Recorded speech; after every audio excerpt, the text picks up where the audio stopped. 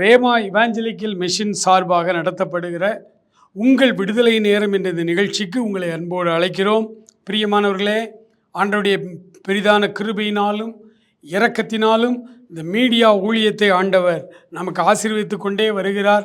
இந்த எல்லைகளை விரிவாக்கி கொண்டே வருகிறார். ஆண்டவர் தாமே உலகம் முழுவதும் இந்த வார்த்தைகள் அநேகம் ஆயிரம் மக்களுக்கு சென்று அவர்களையும் இந்த 2வது வருகைக்கு நாம் ஆயத்தப்படுத்துகிறதான இந்த மேன்மையான ஊழியத்தில் நீங்களும் எங்களோடு கூட இணைந்து ஜெபியுங்கள். வாலண்டியராக எங்கள் ஊழியத்தில் நீங்கள் உதவி செய்ய வேண்டும் என்று விரும்புகிறவர்கள் நீங்கள் இணைந்து கொள்ளலாம். ஆண்டவர் உங்கள் தாளந்துகளை உலகம் முழுவதும் இருக்கிற கிறிஸ்தவர்களுக்கு பயன்படுத்த அவர் விரும்புகிறார். எங்களோடு இணைந்து கொள்ளுங்கள். பிரியமானவர்களே, இந்த நாளின் செய்திக்காக ஒரு நிமிடம் தலை வணங்கி நாம் ஜெபிப்போமா? ஸ்தோத்தரிக்கிறோம் அப்பா, நன்றியோடுமை துதிக்கிறோம் ஆண்டவரே. இந்த நாளிலே துக்கத்தோடு ஆண்டவரே, பலவிதமான போராட்டங்களோடு ஆண்டவரே உமக்கு நன்றியப்பா. ஆண்டவரே, பாதிக்கப்பட்டு வந்திருக்கிற நம்முடைய பிள்ளைகள் ஒவ்வொருவரையும் ஆண்டவரே நீர் ஆசீர்வதிக்கும்படியாய் ஜெபிக்கிறோம் ஐயா. உடைய வசனம் உடைய பிள்ளைகளை குணமாக்கட்டும் ஆண்டவரே. அவர் தமது வசனங்களை அனுப்பி அவர்களை குணமாக்கி என்ற வார்த்தையின்படி ஆண்டவரே, தூர தேசத்திலே ஆண்டவரே உமக்கு ஸ்தோத்திரம், தொலைக்காட்சியின் மூலமாய் அல்லது IPTV மூலமாய் ஆண்டவரே உலகமெங்கும் பார்த்து கொண்டிருக்கிற உடைய பிள்ளைகள் ஆண்டவரே ஒவ்வொருவரோடும் நீர் இடைப்பட்டு பேசுவீராக. கர்த்தர் பெரிய காரியங்களை செய்யும், ஆசீர்வதியும். இயேசு கிறிஸ்துவின் நல்ல நாமத்தில் ஜெபிக்கிறோம் எங்கள் அருமை பிதாவே. ஆமேன், ஆமேன். அன்புக்குரியவர்களே, ஆண்டவராகிய இயேசு கிறிஸ்துவை ஒரு மனிதன் அல்லது மனுஷி இந்த உலகத்தில் ஏற்றுக்கொள்ளும் பொழுது ஆண்டவருடைய கிறிஸ்தவ வாழ்வுக்குள்ளே அவர்கள் வருகிறார்கள். கிறிஸ்தவர்கள் எல்லாரும் கிறிஸ்தவர்கள் அல்ல. இயேசு கிறிஸ்துவை சொந்த ரட்சகராய் ஏற்றுக்கொண்டிருப்பவர்கள் மட்டும்தான் கிறிஸ்தவர்கள். மற்றவர்களை பெயர் கிறிஸ்தவர்கள் என்று சொல்லலாம். உலகமெங்கும் இருக்கிற எல்லாரையும் 2 பிரிவை பிரிக்கலாம். இயேசு கிறிஸ்துவோடு இருக்கிறவர்கள், இயேசு கிறிஸ்து இல்லாதவர்கள். எல்லா இடங்களிலும் இருக்கிறார்கள். பெந்தேகோஸ்தே சபைகளிலே கூட இயேசு கிறிஸ்துவோடு இருக்கிறவர்களும் இருக்கிறார்கள், இல்லாதவர்களும் இருக்கிறார்கள். எல்லா கிறிஸ்துவ சபைகளினுடைய நிலைமை அதுதான்.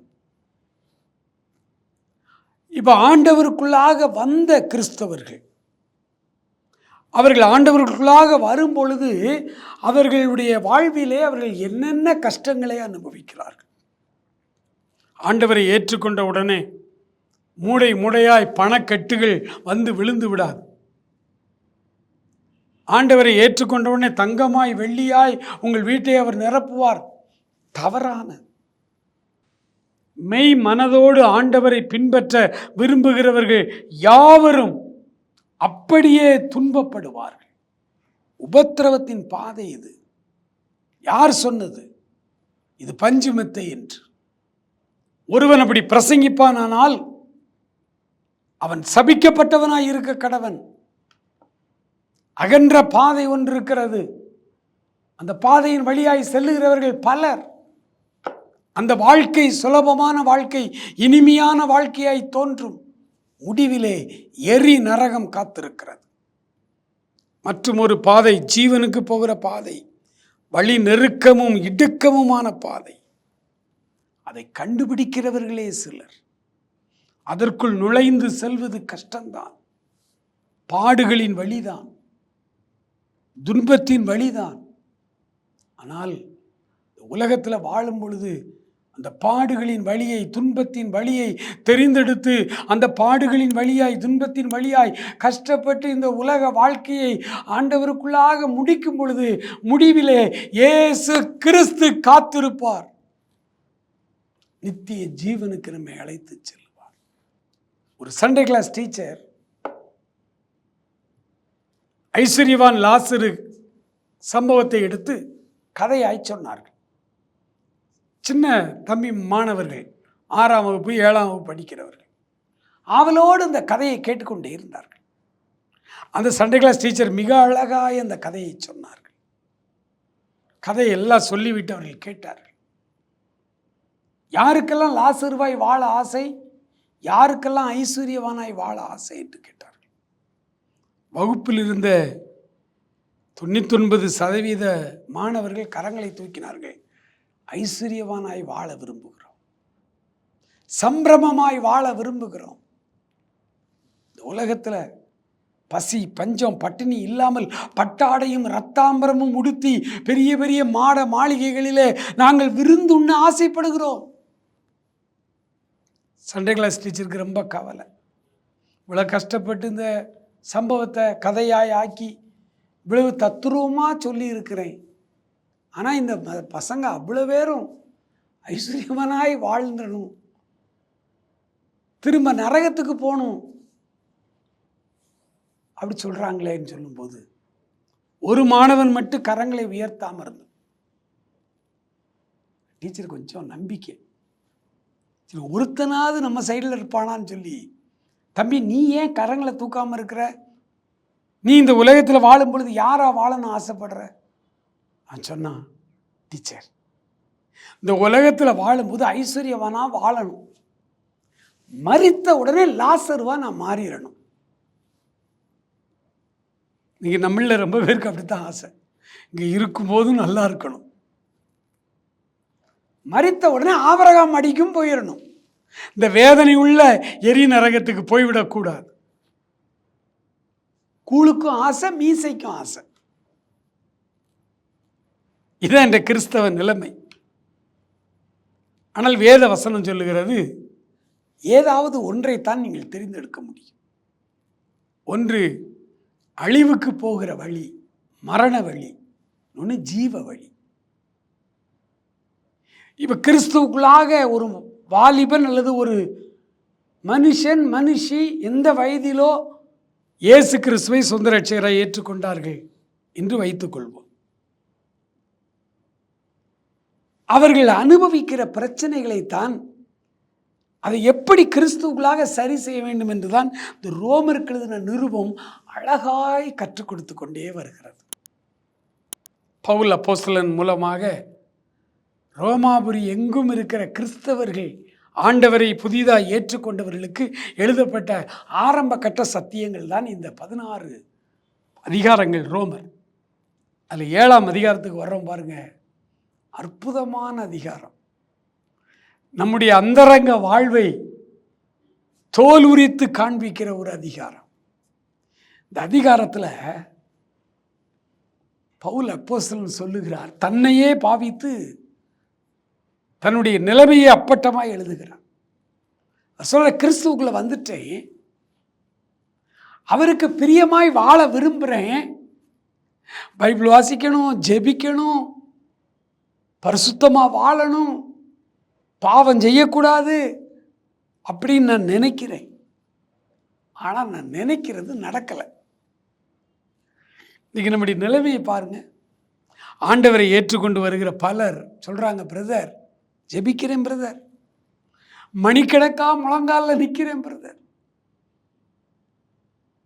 மணிக்கணக்கா ஜெபிக்கிறேன். அதுவும் ஆதி காலத்தில் நிறைய சாமியார்கள் பாதிரியார்கள் உப்பை கீழே கொட்டி அது மேலே முழங்கால் போட்டு நிற்பாங்களாம். ஏன்? சரீரம் அட்டங்க மாட்டக்குது அப்படின்னு சொல்லி. கல்லெல்லாம் செங்கலையெல்லாம் உடைச்சி போட்டு அது மேலே ரத்தம் வடிய வடிய முழங்காலில் நின்ன ஆதி காலத்து மனிதர்கள் உண்டு. அவங்கெல்லாம் விருதாவாத செய்யலை. அவங்க நினச்சாங்க, இப்படி சரீரத்தை ஒடுக்கி முழங்கால் போட்டு ரத்தம் வடிய முட்டங்காலில் நின்று ஜோமன்னா கர்த்தர் ஜெபத்தை கேட்பார் அப்படின்னு. அப்படி தங்களை ஒடுக்கினார்கள். ஆனால் சரீர முயற்சி அற்ப பிரயோஜனம் உள்ளது. அந்த மாதிரி உப்பு கொட்டி முழங்கால் நிற்கணும், அதெல்லாம் பெருமை இல்லை, அதெல்லாம் பெரிய விஷயம் இல்லை, அதெல்லாம் செய்யக்கூடாது. அந்த பிரச்சனை தான் அங்கே எழுதுறாரு. அந்த சாமியார்களுக்கு, அந்த பாதிரியார்களுக்கு அன்றைக்கி என்ன பிரச்சனை? பரிசுத்தமாக வாழணும்னு விரும்பினாங்க, தவறு செய்யக்கூடாதுன்னு விரும்பினாங்க, பைபிள் வாசிக்கணும்னு விரும்பினாங்க, நல்லா ஜெபிக்கணும்னு விரும்பினாங்க. ஆனால் அவங்க விரும்புகிற எதையும் அவங்களால செய்ய முடியலை. நினைப்பது மனதுக்குரியது, செயல்படுவது சரீரத்துக்குரியது. நினைப்பதெல்லாம் நல்லா இருக்கு, ஆண்டவருக்கு பிரியமானதாக இருக்குது. ஆனால் இந்த சரீரத்தில் செய்வதெல்லாம் தப்பாக இருக்கு. ஆண்டவரை ஏற்றுக்கொண்ட ஒவ்வொரு மனிதனுடைய ஆரம்ப கட்ட நிலைமை அப்படித்தான். இன்னைக்கு ராத்திரி 3 மணி நேரம் ஜெபிக்கணும்னு நினைப்பாங்க, தூங்கிடுவாங்க. காலையிலே 3 மணிக்கு எழும்பி 3லேருந்து 6 மணி வரைக்கும் தானே, 6 மணிக்கு தானே ரூம் விட்டு வெளியில் வரோம். அந்த முதல் 3 மணி நேரம் ஆண்டவருடைய பாதத்தில் இருந்து அப்படியே பரிசுத்தமாகணும்னு சொல்லி எத்தனை பேர், என்னையும் சேர்த்து சொல்கிறேன், வெறும் 21 வயதிலே இயேசு கிறிஸ்துவை சொந்த ரட்சகராய் ஏற்றுக்கொண்ட போது 4-5 வாலிபர்களாய் ஆண்டவரை ஏற்றுக்கொண்டோம். அத்தனை பேருக்குள்ளும் இந்த வைராக்கியம் இருந்தது. 3 மணிக்கு எழும்பி முழங்கால் போட்டு ஜெபம் பண்ணணும். 3 மணிக்கு எழும்பிடுவோம், முழங்கால் போட்டு ஜெபம் பண்ணணும். ஜெபத்திலேயே திரும்ப அப்படியே தூங்கி இருக்கிறோம். 7 மணி 8 மணிக்கு எந்திக்கிறது. 4-5 வாலிபர்களும் சேர்ந்து, ஐயா பிரதர், நீங்கள் 3 மணிக்கு எழும்பினேன், முழங்கால் போட்டேன், எவ்வளோ நேரம் ஜெபம் பண்ணு தெரியல, அப்படியே தூங்கி இருக்கிறேன். எங்களுடைய ஃபெயிலியரை நாங்கள் ஒரு 4-5 வாலிபர்கள் ஆண்டவரை ஏற்றுக்கொண்டவர்கள் ஓப்பனாக இன்றைக்கு வரைக்கும் பேசி கொண்டிருக்கிறோம். எங்களுடைய ஃபெயிலியர்ஸ், எங்களுடைய சக்ஸஸ் எல்லாத்தையும் பேசுகிறோம். அதனால் தானோ என்னவோ தெரியல, ஆலோசனைக்காரர் அதிகம் உண்டானால் சுகம் உண்டாகும். எங்கள் கிறிஸ்தவ வாழ்க்கை தடையில்லாமல் சென்று கொண்டிருக்கிறது. எங்களோடு ஆண்டவரை ஏற்றுக்கொண்ட நிறைய பேர் உண்டு. எல்லாம் இருக்கிற இடம் தெரியாமல் பழைய பாவ வாழ்க்கைக்கு போயிட்டாங்க. நாங்கள் ஒரு சில பேர் ஐக்கியமாக இன்று வரை ஆண்டவரை வசனத்தின் அடிப்படையில் மேக்சிமம் அப்படி பின்பற்றி மெச்சூரிட்டியை நோக்கி அப்படி சென்று கொண்டே இருக்கு. நான் அடைந்தாயிற்று முற்றிலும் தேறினவனான் என்று நாங்கள் யாருமே சொல்லிக் கொள்வதில்லை. ஆசையாய் பின்தொடர்ந்து செல்கிறோம். 7வது அதிகாரம் பவுலுக்கு மாத்திரம் ஏற்பட்ட நிகழ்வு அல்ல, உலகம் முழுவதும் இருக்கிற ஆண்டவரை மெய்யாய் ஏற்றுக்கொண்ட ஒவ்வொருவருக்கும் இருக்கிற அனுபவம். சொல்றாங்க, பாவ சரீரம், உள்ளான மனிதன், புறம்பான மனிதன். என்னுடைய உள்ளான மனிதன் நல்ல காரியத்தை யோசிக்கிறான், விரும்புகிறான், செய்ய நினைக்கிறான். ஆனால் எக்ஸிக்யூட் பண்ணுவது என்னுடைய சரீரம் தானே. ஆனால் என்னுடைய சரீரம் அவனுக்கு ஒத்துழைப்பதில்லை. 3 மணிக்கு ஜெபிக்கணும். இல்லை நண்பர்கள் ஆலோசனை சொல்லுவாங்க, எழும்பின உடனே முகத்தை மட்டும் கழுவிட்டு நம்ம உட்கார்ந்தோன்னா கொஞ்ச நேரத்துக்கு திரும்ப தூக்கம் வருதுப்பா. நான் என்ன பண்ணேன், காலைல எழும்பி முகத்தை கழுவி பல் விளக்குறேன். பல்லை விளக்கிட்டு முகத்தை கழுவிட்டு வந்தோம்னா ரொம்ப ஃப்ரெஷ் ஆகிடுது. நான் 6 மணி வரைக்கும் ஜெபிச்சிட்டேன்னு சொல்லுவார் ஒருத்தர். உடனே நாங்கள் அதை எல்லாம் செய்வோம், பின்பற்றுவோம். இன்னும் ஒரு சிலர் எழும்பி முழங்கால் போட்டு அந்த பெட்டே பார்த்து முழங்கால் போட்டு ஜெபம் பண்ணக்கூடாது. அந்த தலையணை கண்ணிலேயே படக்கூடாது, திரும்ப தூக்கம் வரும். இப்படி ஒவ்வொரு முயற்சியாக பண்ணி பண்ணி பண்ணி ஜெபிக்கிறதற்கு அப்போ ஜெபிக்க வேண்டும் என்கிற விருப்பம் என்னில் இருக்கிறது. ஆனால் ஜெபம் செய்வதோ என்னிடத்தில் இல்லை. இது என்ன ஒரு கான்ட்ரடிக்ஷன். 7ஆம் அதிகாரம், ரோமர் 7ஆம் அதிகாரத்தில் ஆண்டவருடைய வேதம் அங்கே அழகாய் அவர் சொல்லுகிறார். 7ஆம் அதிகாரம் 15வது வசனத்தை நான் உங்களுக்காய் வாசிக்கிறேன். எப்படி எனில், நான் செய்கிறது எனக்கே சம்மதி இல்லை, நான் விரும்புகிறதை செய்யாமல் நான் வெறுக்கிறதையே செய்கிறேன். நான் விரும்புகிறதை செய்ய முடியல, நான் வெறுக்கிறவைகளையே செய்கிறேன். இதுதான் எல்லா ரட்சிக்கப்பட்ட மக்களுடைய நிலைமை. இதுதான். ஒரு கூட்டம் பேர் ஆண்டவருக்குள்ளே வருகிறார்கள். அந்த ஒரு கூட்டம் பேருக்கும் இந்த பிரச்சனை தான். இந்த பிரச்சனை வந்த உடனே அதில் ஒரு சிலர் முற்றிலுமாய் ஆண்டவரை விட்டு பின்வாங்கி போய் விடுகிறார்கள். மறுபடியும் உலக வாழ்க்கைக்கு போயிடுறாங்க. ஒரு சிலர் விழுந்து எழுந்து விழுந்து எழுந்து அந்தரங்கத்தில் அழுதுகிட்டே ஜெபம் பண்ணிட்டு இருக்காங்க. ஆண்டவரே, எனக்கு ஒரு வெற்றி வாழ்க்கை தாங்க, எனக்கு ஒரு ஜெய ஜீவியம் தாங்க, எனக்கு ஒரு பரிசுத்த வாழ்க்கை தாங்கன்னு இப்படி போராடிக்கிட்டே வாழ்ந்துக்கிட்டு இருக்காங்க ஒரு சிலர். இன்னும் ஒரு சிலர், எல்லாரும் இப்படித்தான் இருப்பாங்க போல, வெளியில் பிரசங்கியார் மாதிரி நல்லா பைபிள் எடுத்து பேசுகிறாங்க. ஆனால் அவங்களும் நம்மளை மாதிரி இப்படி அந்தரங்கத்தில் விழுந்து விழுந்து தான் எழும்புவாங்க போல் அப்படின்ட்டு துணிந்தே தப்பு செய்ய ஆரம்பித்து விடுகிறார். துணிகரமான பாவம் அது. துணிகரமாய் தப்பு செய்ய ஆரம்பித்து விடுகிறார். கொஞ்சம் பேர் மட்டும்தான் விழுந்து எழுந்து விழுந்து எழுந்து கொஞ்ச நாள் அப்படி போராடி கொண்டு இருக்கிறவங்களுக்கு ரோமர் அப்படி வாசித்துக்கிட்டே வரும் பொழுது 7ஆம் அதிகாரத்துக்கு வரும் பொழுது அவங்க சொல்கிறாங்க, ஐயோ இந்த இடத்துல என்னையை பற்றி தான் எழுதியிருக்கு. பவுல் தன்னை பற்றி எழுதலைங்க, நம்ம பேரை போட்டு பாருங்க, அது நம்மளை பற்றி தான் எழுதியிருக்கு. 15வது வசனம் வாசித்தோம், 16வது வசனம் பாருங்க. இப்படி நான் விரும்பாததை செய்கிறவனாய் இருக்க நியாயப்பிரமாணம் நல்லதென்று ஒத்துக்கொள்கிறேனே, ஆதலால் நான் அல்ல, எனக்குள் வாசமாயிருக்கிற பாவமே எப்படி செய்கிறது. அது எப்படி எனில் என்னிடத்தில், அதாவது என் மாம்சத்தில் நன்மை வாசமாய் இருக்கிறதில்லை என்று நான் அறிந்திருக்கிறேன். நன்மை செய்ய வேண்டும் என்கிற விருப்பம் என்னிடத்தில் இருக்கிறது, நன்மை செய்வதோ என்னிடத்தில் இல்லை. 19வது வசனம், ஆதலால் நான் விரும்புகிற நன்மையை செய்யாமல் விரும்பாத தீமையை நான் செய்து கொண்டிருக்கிறேன்.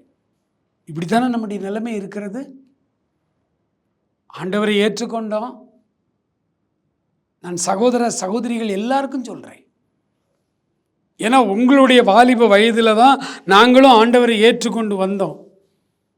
இதே போல ஒரு நாள் திகைத்து போய் நின்னோம். 5 பேர் ஆண்டவரை ஏற்றுக்கொண்டோம். கூட கொஞ்சம் பேர் ஏற்றுக்கொண்டாங்க, அவங்கெல்லாம் போயிட்டாங்க, பழைய பாவ வாழ்க்கைக்கு போயிட்டாங்க. ஆனால் நாங்கள் கொஞ்சம் பேர் இந்த 7ஆம் அதிகாரத்துக்கு வரும் பொழுது அப்படியே நிறுத்தி பார்த்தோம். இதிலெல்லாம் எங்களை பற்றி எழுதியிருக்கு. எனக்கு தானே அப்படி இருக்கு. நாங்கள் இது வேதாகமத்தை படிக்கும் பொழுது யார் யாருக்கோ எழுதுனது அப்படி படிக்கலை. இயேசுநாதர் எனக்கு எழுதின கடிதம், இயேசுநாதர் பர்சனலாக என் கூட பேசுகிறார் அப்படி சொல்லி தான் இந்த பைபிளை படிப்போம். அப்படி படிக்கும்போது இந்த வார்த்தைகள் எங்களோடு பேசிச்சு. நீ தானே நேற்று 5 மணி நேரம் ஜெபிக்கணும்னு நினச்ச, 1 மணி நேரம் கூட நீ ஜெபிக்கல. நேற்று 2 மணி நேரம் பைபிள் வாசிக்கணும் நீ தீர்மானம் பண்ண, 10 நிமிஷத்துக்கு மேலே நீ பைபிள் வாசிக்கல. அப்போ இந்த வசனம் உனக்கு தானே, நீ தானே இந்த நிலைமையில் இருக்கிற. ஆண்டவர் எங்களோடு பேசினார். எனக்கு அன்பான சகோதரனே சகோதரியே, அன்று மாத்திரமல்ல இன்று வரை இந்த பைபிளை படிக்கும் பொழுதெல்லாம், இந்த வேதத்தை நாங்கள் வாசித்து இதை தியானிக்கும் பொழுதெல்லாம் இதில் இருக்கிற உயிர்த்தெழுந்த இயேசு கிறிஸ்து எங்களோடு நேரடியாய் பேசுகிறார். இந்த வசனம் நேர எனக்குள்ள வரும். மற்றவர்களுக்கு பிரசங்கிக்கிற நீ ஆகாதவனாய் போகாதபடி சரீரத்தை ஒடுக்கி கீழ்ப்படுத்துன்னு சொல்லுவார். பந்தய சாலையில் ஓடுகிறவர்கள் எல்லாரும் ஓடுவார்கள், ஒருவனே பந்தயத்தை பெறுவான் என்று அறியீர்களா? நீ பெற்றுக்கொள்ளத்தக்கதாய் ஓடுங்கள். அதில் நீங்கள் பெற்றுக்கொள்ளத்தக்கதாய் ஓடுங்கள்னு போட்டிருக்கும். ஆனால் ஆண்டவர்களோடு நேரடியாய் பேசுகிறது. அந்த வசனம் என் கூட நேரடியாய் பேசுகிறது போல இருக்கும். நீ பெற்றுக்கொள்ளத்தக்கவனாய் ஓடு. ஒவ்வொரு நாள் காலையிலும் ஆண்டவர் வசனத்தின் மூலமாய் பேசுகிற இந்த வெளிப்பாட்டுக்கு ஈடு இணை எதுவும் கிடையாது. என் வாழ்க்கையில் எத்தனையோ பெரிய பெரிய ஊழியர்களுடைய அந்தரங்கங்களை பார்த்திருக்கிறேன். ஆண்டவரை தரிசித்தோம், ஆண்டவரோடு நண்பரை போல உட்கார்ந்து பேசுகிறோம், ஆண்டவரோடு பேசிக்கொண்டிருக்கிறோம், அவர் எங்களோடு நேரடியாய் பேசுகிறார், பரலோகத்தை என்று சொன்ன பலர் அந்தரங்கத்திலே பாவத்திலே விழுந்து கிடக்கிறதை பார்த்திருக்கிறேன். ஆனால் ஒரு நாள் காலையிலும் இந்த வசனத்தின் மூலமாய் ஆண்டவர் உன் இருதயத்தோடு என் இருதயத்தோடும் நேரடியாய் பேசுகிற இந்த அனுபவத்தை கொண்டவர்கள் ஒரு காலம் பாவத்திலே, அந்தரங்கத்திலோ அரங்கத்திலோ பாவத்திலே விழுந்த சரித்திரம் கிடையாது. வாலிபன் தன் வழியை எதினால் சுத்திகரித்துக் கொள்ளுகிறான்? உம்முடைய வசனத்தின்படி தன்னை காத்துக் கொள்கிறதுனால் தானே. பிரியமான சகோதரனே சகோதரியே, இந்த 7ஆம் அதிகாரம் முழுவதும் ஆண்டவரை ஏற்றுக்கொண்டு புதிதாய் வந்த ஒவ்வொரு மனுஷனும் மனுஷியும் அந்தரங்கத்திலே போராடுகிற ஒரு காரியம். நல்லது செய்ய வேண்டும் என்கிற விருப்பம் எனக்குள் இருக்கிறது, ஆனால் நன்மை செய்ய முடியவில்லை. என் பாவ சரீரம் என்னை சிறைப்படுத்துகிறது. என்னைங்கிறது உள்ளான மனிதனை.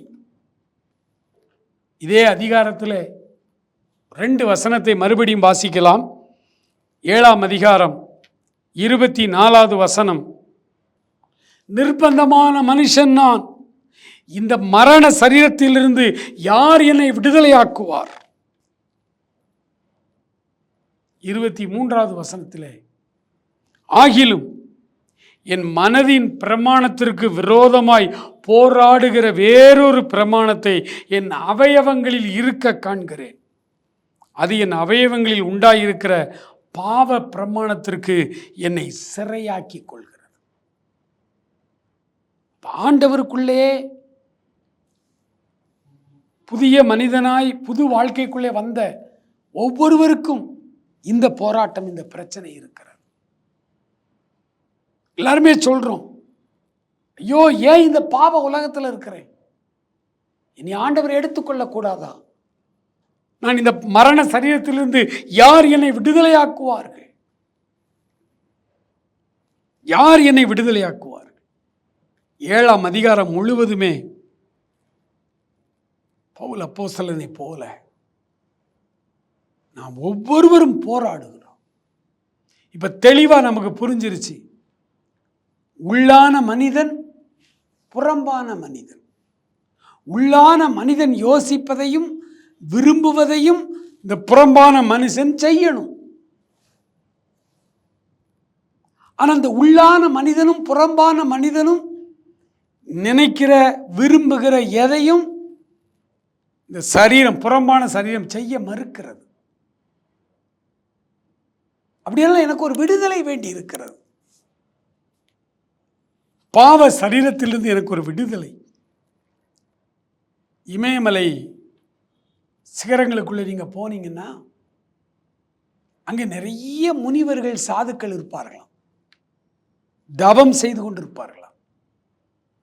அவர்களை போய் பேசி, ஐயா எங்கேருந்து வந்தீங்கன்னா, இந்தியாவில் பல மாநிலங்களை பல ஊர்களை சொல்லுவோம். அங்கேருந்து வந்தேன், இங்கேருந்து வந்தேன். சரி, எதுக்கு வந்தீங்க? பாவ சரீரத்தை களைந்து பரலோக வாழ்வுக்கு போடும், அதுக்காக வந்து தவம் இருந்துகிட்டு இருக்கிறேன். உங்களுக்கு குடும்பம்லாம் உண்டா? எல்லாம் இருக்காங்க, மனைவி பிள்ளைகள்லாம் இருக்காங்க. அந்த குடும்ப வாழ்க்கையில் என்னால் பரிசுத்தமாக எனக்கு சொர்க்கம் போகிற வழி தெரியலை. எல்லாரையும் அப்படியே விட்டுட்டு இங்கே வந்துட்டேன். ஒருவேளை யாருமே இல்லாத தனி இடத்துல வந்து உட்கார்ந்தா பாவ சிந்தனை இல்லாமல் நான் பரலோக சிந்தையிலே இருக்கலாம்னு சொல்லிட்டு எல்லாத்தையும் விட்டுட்டு, என் சாப்பிட்றத கூட விட்டுட்டு இங்கே வந்து பனி மலையில் உட்கார்ந்துருக்கிறேன், பனி குகையில் உட்கார்ந்துருக்கிறேன். ஐயா, பாவ எண்ணம் போயிட்டா? மோட்ச வழியை கண்டுபிடிச்சிட்டிங்களா? இந்த சாதுக்கள் அங்கே பார்த்தீங்கன்னா அந்த குளிரை தாங்கிறதுக்கும் இந்த உலகத்தை மறக்கிறதுக்கும் கஞ்சா பிடிப்பார்கள். அகோரிகள், சாதுக்கள், அவர்கள் எப்போதும் ஒருவித போதையிலே இருக்கணும். உலக நினைவே வந்துடக்கூடாது. வந்த பாவ நினைவு தான் வரும். அப்போ என்ன பொருள்? அவங்க இன்னும் விடுதலை அடையலை. விடுதலையை தேடி அவர்கள் தவம் இருக்கிறார்கள், அது விடுதலை வரவில்லை. குடும்பத்தை விட்டு, சம்சார சாகரத்தை விட்டு நான் முனிவராய் போயிட்டேன்னா என்னுடைய சிந்தனை சரியாயிருந்தான் போனாங்க, ஆகலை. அதை மறக்கிறதுக்கு போதை வஸ்துக்களை உட்கொள்ளுகிறார்கள்.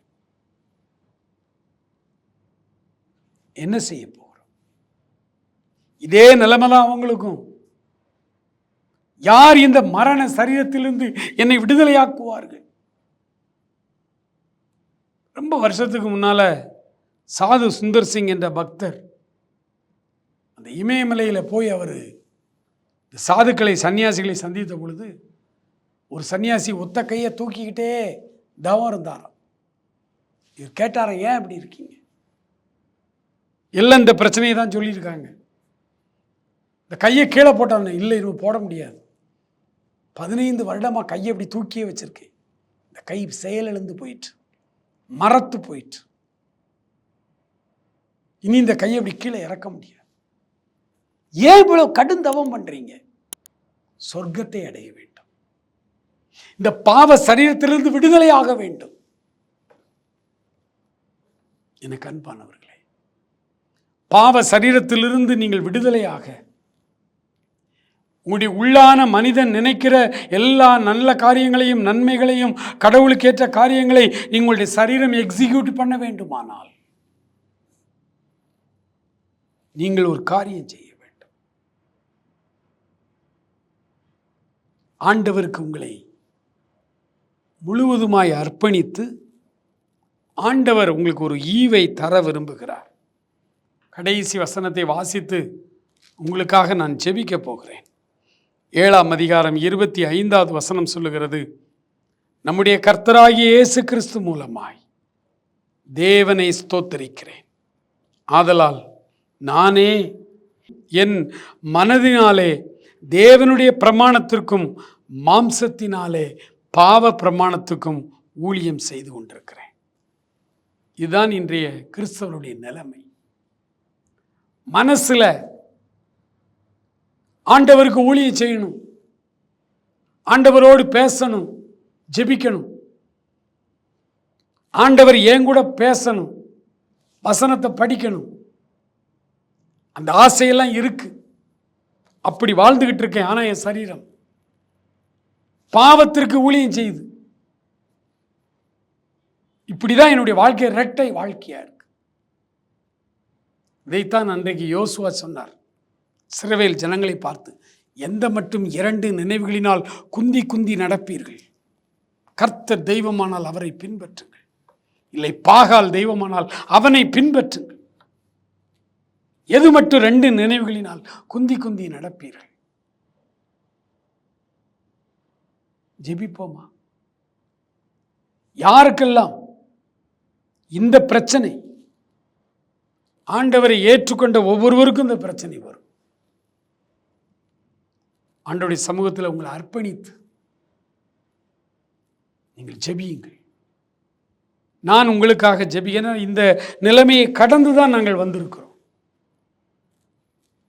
ஆகவே இந்த பிரச்சனையினுடைய வீரியம் நாங்கள் அனுபவித்தது, பவுல் அனுபவித்தது, தீமோத்தேயு அனுபவித்தது, அதன் பிறகு நாங்கள் அனுபவித்தது. நீங்களும் அதே அனுபவத்தில் தான் வருகிறீர்கள். எத்தனை பேர் இப்பொழுது, ஆண்டவரே இன்னைக்கு வந்த செய்தி எனக்குத்தான், நான் தான் இப்படி போராடிக்கிட்டு இருக்கிறேன், அந்தரங்கத்தில் விழுந்து விழுந்து எழும்பிக்கிட்டு இருக்கிறேன், வெளியில் நல்லவனை போல காட்டிக்கொள்கிறேன். அனைவரும் இப்போ ஜெபம் பண்ணுங்க. கண்களை மூடி ஜெபிப்போமா? ஸ்தோத்தரிக்கிறோம் ஆண்டவரே, ஸ்தோத்தரிக்கிறோம் ஆண்டவரே, ஸ்தோத்தரிக்கிறோம் ஆண்டவரே, ஸ்தோத்தரிக்கிறோம் ஆண்டவரே. தகப்பனே, கோடானு கோடி ஸ்தோத்திரம் ஆண்டவரே. ரோமர் 7ஆம் அதிகாரத்தில் ஆண்டவரை எழுதினது போன்ற நிலைமை இயேசு கிறிஸ்துவாகிய உம்மை ஏற்றுக்கொண்ட அத்தனை பேருக்கும் இந்த நிகழ்ச்சி ஆண்டவரே, அத்தனை பேருக்கும் இந்த அனுபவம் உண்டென்று நாங்கள் அறிந்து ஆண்டவரே, தகப்பனே, அந்த அனுபவத்தை கடந்து வந்த நாங்கள் ஒவ்வொருவரும் ஆண்டவரே உமக்கு நன்றி. உம்முடைய பிள்ளைகளுக்காக இப்பொழுது ஜெபிக்கிறோம் ஆண்டவரே. ஹல்லேலூயா, ஹல்லேலூயா, ஹல்லேலூயா, ஹல்லேலூயா. தகப்பனே உமக்கு நன்றி, தகப்பனே உமக்கு நன்றி, தகப்பனே உமக்கு நன்றி, ஆண்டவரே உமக்கு நன்றி. அவர்கள் இருக்கிற இடங்களிலே, வீடுகளிலே, தொலைக்காட்சிக்கு முன்பாக ஆண்டவரே கண்களை மூடி, என்னுடைய நிலைமையும் இதுதான், நன்மை செய்ய வேண்டும் என்று விரும்புகிறேன், நன்மை செய்வது என் சரீரத்திலே இல்லை, நான் நன்றாய் நடக்க வேண்டும் என்று விரும்புகிறேன், ஆனால் என் சரீரம் ஆண்டவரே தவறை செய்கிறது, தீமையை செய்கிறது, கடவுளுக்கு பிரியமில்லாத காரியத்தை செய்கிறது என்று இந்த அனுபவத்திலே வந்து கொண்டிருக்கிற ஒவ்வொரு சகோதரனையும் சகோதரியும் ஆண்டவரே நீ தொடுங்கப்பா. இதனால் நம்முடைய பிள்ளைகள் பின்வாங்கி போய்விடக்கூடாது. நீ பிள்ளைகளை தொடும் ஆண்டவரே. மனதிலே இயேசுவுக்கு ஊழியம் செய்கிறேன், ஆனால் என் சரீரத்திலே பாவத்துக்கு வேலை செய்து கொண்டிருக்கிறேன் என்று சொல்லுகிறேன். ஒவ்வொருவரையும் விடுதலை செய், ஒவ்வொருவரையும் விடுதலை செய்யும். ஒவ்வொருவரையும் விடுதலை செய்யும் ஆண்டவரே, ஒவ்வொருவரையும் விடுதலை செய்யும். இயேசு கிறிஸ்துவின் இரத்தம் சகல பாவங்களையும் நீக்கி சுத்திகரிக்குமா போல பிள்ளைகளை ஆண்டவரே அடுத்த நிலைமைக்குள் கொண்டு வருவதற்கு இப்பொழுதே உடைய பிள்ளைகளுடைய சரீரத்தையும் ஆவி ஆத்துமாவையும் இரத்தத்தால் கழுவும்படிக்கு செபிக்கிறோம். தொடர்ந்து வழி நடத்தும், ஆசீர்வதியும். இயேசு கிறிஸ்துவின் நாமத்தில் ஜெபிக்கிறோம் எங்கள் அருமை பிதாவே. ஆமேன், ஆமேன். பிரியமானவர்களே, இந்த செய்தியின்படி பவுல் அப்போஸ்தலனுடைய அதே அனுபவம், நாங்களும் அந்த அனுபவத்திலே கடந்து வந்தோம். அந்த அனுபவத்திலே நீங்கள் இப்பொழுது வந்து கொண்டிருப்பீர்களானால், ஒருவேளை திகைத்து போய் எல்லாருமே இப்படித்தான் இருப்பார்கள் என்கிற முடிவுக்கு நீங்கள் வந்துவிட வேண்டாம். கிறிஸ்தவ வாழ்வு என்பது வெற்றி வாழ்வு. பவுல் அந்த வெற்றி வாழ்வை அனுபவித்தார். ஆகவே நீங்கள் அடுத்த செய்தி, நாளைய செய்திக்கு நீங்கள் ஆயத்தமாய் காத்திருங்கள். பவுலை கர்த்தர் எப்படி இதிலிருந்து விடுதலை செய்து, இந்த மரண சரீரத்திலிருந்து யார் என்னை விடுதலை செய்வார்கள் என்று கதறின பொழுது ஆண்டவர் பவுலை விடுதலை செய்தார். அதே விடுதலை வாழ்வு உங்களுக்கும் எனக்கும் உண்டு. நாங்களும் இந்த பாதையில் தான் கடந்து வந்தோம். ஆகவே தொடர்ந்து இந்த செய்தியை கேளுங்கள். ஒருவேளை உங்களுடைய நண்பர்கள், உங்களுக்கு தெரிந்த கல்லூரி இல்லை உங்களோடு கூட படித்தவர்கள் இதே போல ஜெப கூட்டத்துக்கெல்லாம் வந்து அவர்கள் பின்வாங்குகிற நிலைமையிலே அல்லது இதே போன்ற பிரச்சனையிலே மாட்டிக்கொண்டிருப்பார்களால் அவர்களையும் நாளைய செய்தியை கேட்பதற்கு நீங்கள் துரிதமாய் அழைத்து வாருங்கள். ஆண்டவர் உங்கள் ஒவ்வொருவரையும் அவர் விடுதலை செய்ய போகிறார். ஆண்டவர் தாமே உங்களை ஆசீர்வதிப்பாராக. ஆமென்.